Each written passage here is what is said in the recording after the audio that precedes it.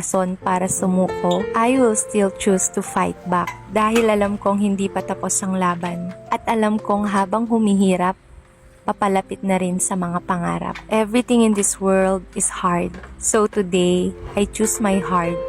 And that is to keep going.